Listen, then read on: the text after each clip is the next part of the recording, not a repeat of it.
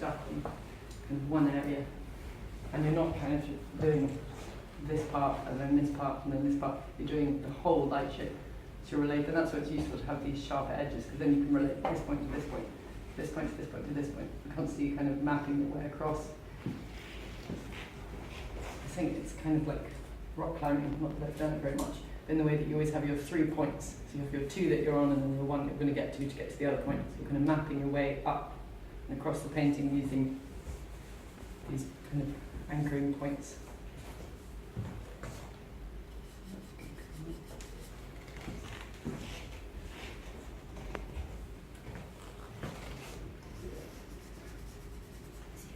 Yeah, it's like coffee.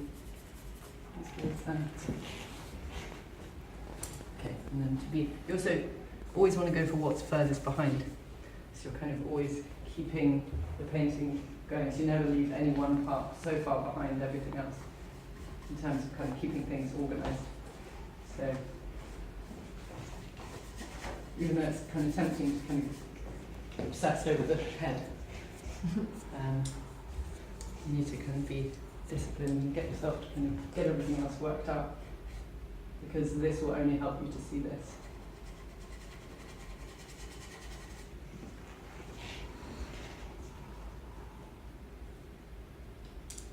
Okay, so that's shared.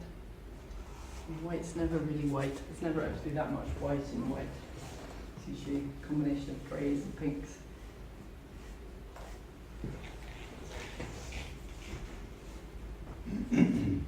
So even though, there's hardly any information at all in this area, but from back there it kind of reads as a map, more or less, where you know it's a map.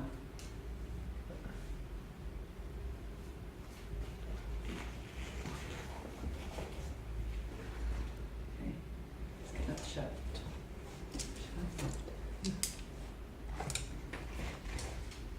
So I think with clothes, you've got to think of them as, one of my teachers once said to me, don't think of it as clothes, think of it as a sculpture. So imagine it's kind of carved out of marble, because if you start thinking of it as clothes, you start making everything kind of floaty and fluffy, and then it loses the structure. But in the same way that the hair is actually the highlights for kind of describing the form beneath the hair, the clothes are describing the form beneath those. So you want to describe as much kind of the structure as you can.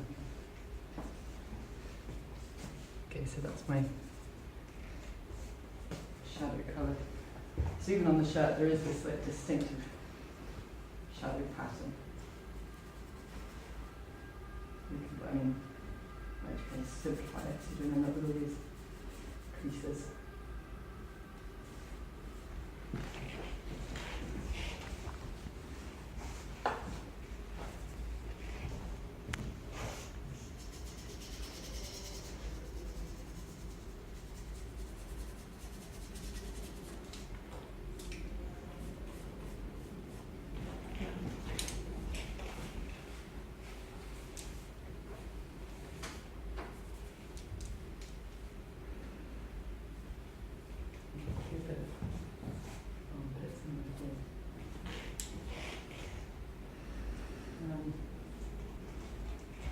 So in terms of kind of the focus of a painting, this is the kind of one of the things I find really interesting about sight size, is you're not trying to make everything kind of as equally in focus. Because especially on a portrait, if you're looking at a portrait of someone, if you're looking at a person, and you're looking at their eyes, how much of this information do you really see in your kind of periphery vision? So to get that effect and to kind of engage your viewer, or the person, whoever's looking at your painting, you want to kind of change where they look at, the way that they look at your painting. So by keeping all of this area relatively soft, and maybe even having more sharp information in the eyes, people will automatically go to that point in your painting, because sharp edges draw your eye to them, and soft edges, your eye kind of skips over them a bit. Block in something for that shirt. Kind of slightly pinker than the white of the panel.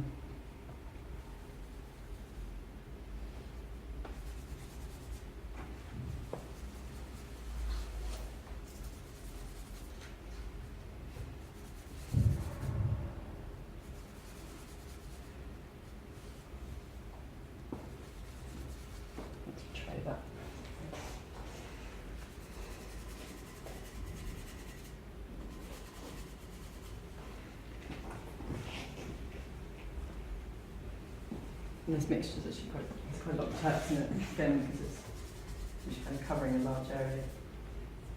So that's another colour? Yes.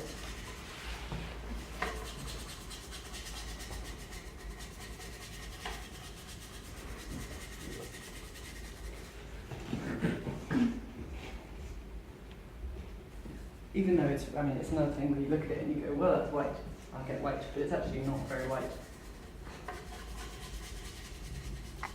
And you only tend to get kind of pure white and highlights, and sometimes they're not even kind of pure white, kind of white. Okay, so now that you've got everything blocked in, it's almost immediately your eye is able to see more clearly, and you can see, I can see a lot of things now that I can correct.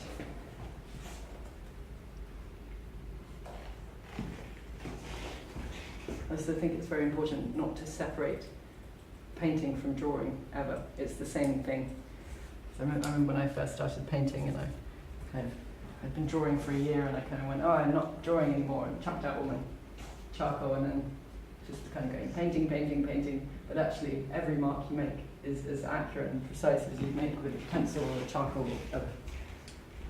So it's the same thing, it's just drawing with colour and brushes instead of your pencils.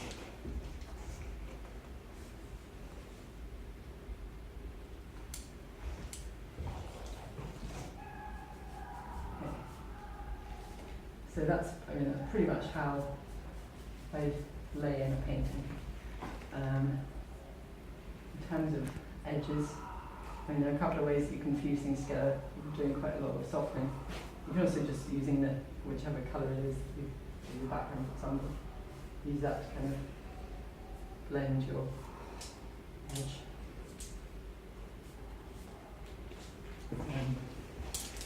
Or you can get a dry brush and a bit of paper towel and use that to get, so this edge is really soft. Let's see how much I can soften it. And literally just kind of feather the paint together, fuse the paint together with that brush. So you can also make corrections in this way. So I need to move the light of the face up. And it's not, it doesn't mix in with the brush. You can use that to kind of push it up. So it's not just kind of arbitrary smudging. Okay, and so from that point, I probably start to get some slightly smaller brushes, just so that I can be more accurate. So kind of to use them to correct the eyebrow and to correct the shape of this eye. I wouldn't put too much information in the eye, but I can definitely correct the kind of dark shape of it. But right until the very last mark, you're correcting. So even if you get cross and you go, oh, everything's wrong. Everything's wrong on this. But things are getting closer. So at the beginning, you're just trying to get things to a point where you're able to assess them and then correct them and make it kind of better, more accurate.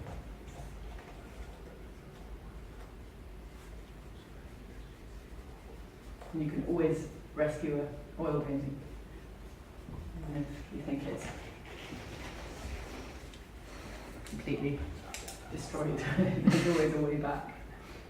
You just have to walk away from it and come back to the fresh eye.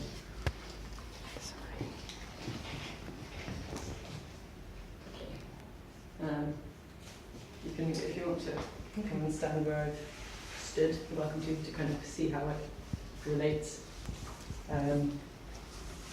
So also when I'm correcting it, I'm not only going to kind of obviously correct the shapes, but also the values. So at the moment I can see that the flesh tone is way too kind of grey. And so the next thing is just to correct the colour of that. And you can literally mix the new colour and just put it on top of that one. Would you take that off? No. Because that's very thin, is that it? It doesn't really matter if it's thin or not. It's almost more helpful if it's thick because you can just put the paint into it. And there's quite a good surface to work on top of.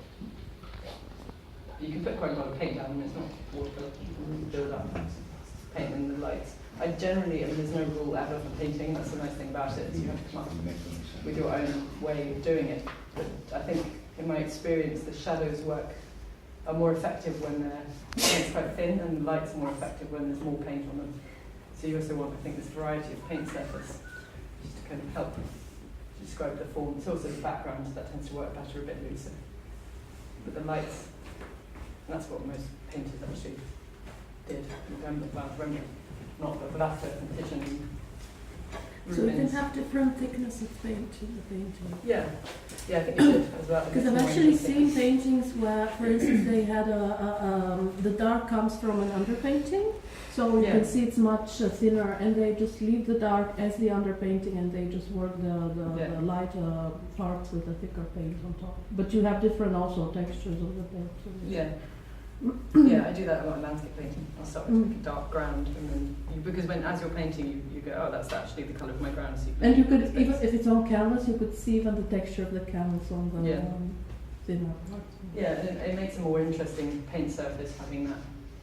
And also allowing it to breathe in the darks, so it's not getting this kind of fear of empty spaces. It's nice to have like a point where your eye can rest and can kind of see through the paint, and it almost makes you enjoy the light a bit more on the heavy paint.